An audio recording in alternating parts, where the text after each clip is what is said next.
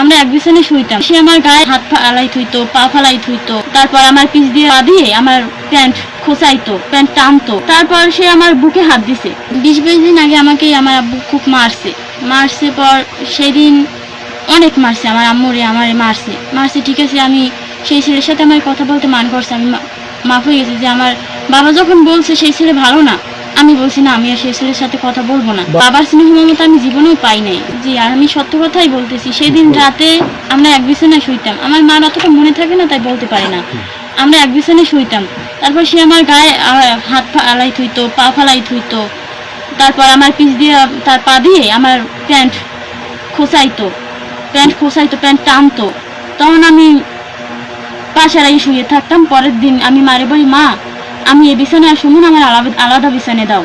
তারপর আমি আলাদা বিছানায় শুই। 3 দিন ভালো যাই আমি। 3 দিনের পরেই সে আবার আমার কাছে যায়, ওই আলাদা বিছানায় আমি একা শুইতাম। তো আলাদা বিছানায় গেছি, সেই আবার আমার কাছে গেছে রাত, সে সময় শেষ রাত গেছে আমার কাছে। আমি তো ঘুমন্ত মানুষ, মরা মানুষ তো একই কথা স্যার। তারপর সে আমার বুকে হাত দিছে পর আমি তার 4টা আঙুল দিয়ে সিটা মারছি পর সে বাইরে গেছে, দৌড়ে বাইরে যাই একটা কাশ দিয়া বাইরে দেবার আধা ঘন্টা পড়াইছি। আমি ভয় ছোটে স্যার ঘুম পড়ে গেছি। সকালবেলা আমি মাকে বলি, মা তুমি কি আমার কাছে গেছিলা, আমার গায়ে হাত দিছিলা? মা বলে, না আমি তো তোর কাছে যাই নাই। আব্বুর কাছে জিজ্ঞেস করে যে তুমি কি গেছিলাম ওর কাছে, ওর গায়ে কি হাত দিছিলা? কয় না। তারপর বলে পাশে চৌকটে নিচে তুমি খুঁটি দিয়ে দিই ভালো করিয়া। মা বলে আবার মনে হয় আমার মেয়ে স্বপ্নে দেখছিল। তারপর বলে ঘুমেছিল না সজাগ ছিল? না আমি ঘুমেছিলাম, ওই আমার গায়ে হাত দিয়েছে, আমি সজাগ হয়ে গেছি। সজাগ হওয়ার পরে তোমার আম্মুরে তুমি ডাকো না? না আমি ভয় না, আমি চিৎকার মেরে মাথা বুলান দিছি, আমি চিৎকার করে মাকে ডাক দিছি। বলবা না যে আম্মু কি আসছিল বা না? না আমি ভয় পাই, আমার বাপের অনেক ভয় পাই। কারণ আমার বাপের যদি সেই সময় আমার আম্মুরে আর আমার ধরে, কেউ বাঁচানোর কেউ শক্তি নাই। স্পর্শকাতর জায়গায় কোনো? জি, আমার বুকে হাত দিছি।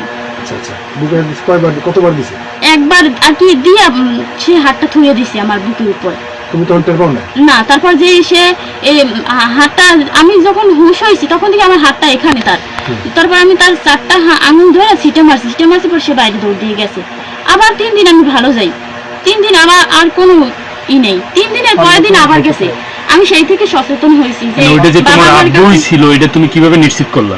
যে ওই ফর্সা, আমাদের তো দরজা নাই বা ভালো করে সামনে দেওয়া না, বেড়া দেওয়া না, যে ফর্সা, তার জন্য দেখতে পারছি যে আমার বাবার আকৃতি। আচ্ছা, বাবার আকৃতি, কিন্তু তোমার বাবা নাকি এটা তুমি বলতে পারো না? প্রথম দিন তো বলতে পারি না। তারপর 3 দিন পর আমার গায়ে